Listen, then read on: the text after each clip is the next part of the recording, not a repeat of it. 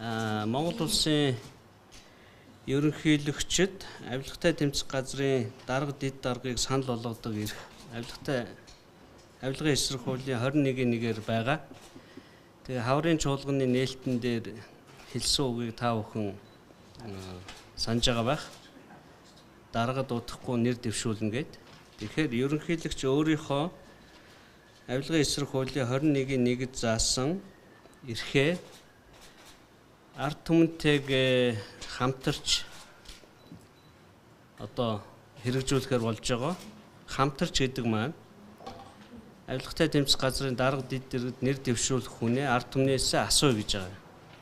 Тэгэхээр манай вебсайтн дээр өнөөдөр 15 цагаас эхлээд 7 хоногийн турш дарга дэд даргад дэвших хүмүүсийн саналыг авна. За саналыг авахдаа нэр хаяггүй бүртгэлгүй хүнээс авахгүй. Манай вебсайтны юуг та бүхэн мэдж байгаа бах. Цахим санал асуулга гэдэг дээр овг нэр, регистрийн дугаар, гэрээ хаягаа бичээд доор нь санал хүсэлтээ бичдэг байгаа. Үдээс хойш тавигдах санал асуулга бол тэр бүх анкетны асуултны дараа даргад би тэр овогтой тэрийг дэвшүүлж гэн, орлогчид би тэр овогтой тэрийг дэвшүүлж гэн гэдэг тодорхой хүмүүсийн нэр болон ажлын газрыг хүлээж авнаа. Тэгвэл авилгатай тэмцэх газрын даргад нэр дэвшигч нь хуулийн 21-2-1-ийн шаард заасны дагуу төрийн албанд 15-аас доош хүчиж ажилласан 45 нас хүрсэн эрх зүйч мэргэжилтэй өдөрт болон мэргэжлийн ажлын мэдлэг туршлагатай сүүлийн 5 жил улс төрийн алба эрхэлж байгаагүй гэдэг шалгуур байна.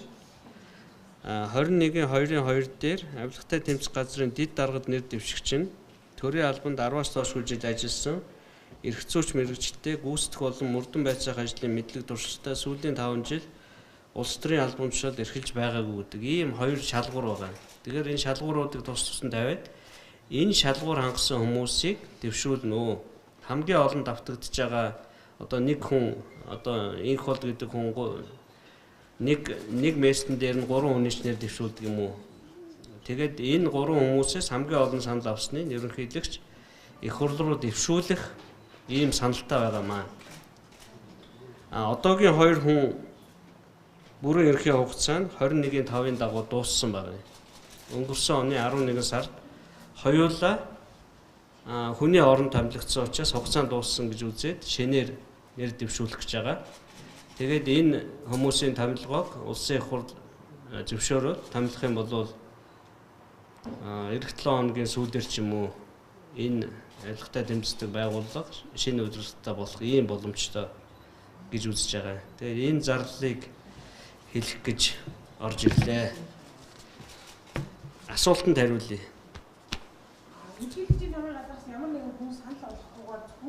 Иргэдээс ирсэн саналыг үндэслэлд санал болгох гэж байгаа.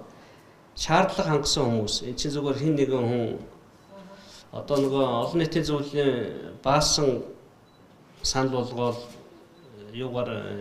фэйсбүүкээр 2 тал болоод байна шүү дээ.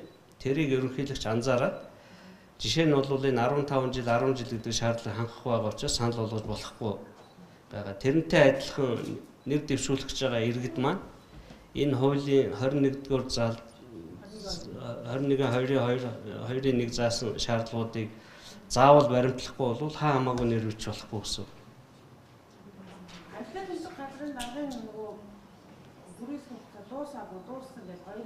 Тэрийг их хурл шийднэ.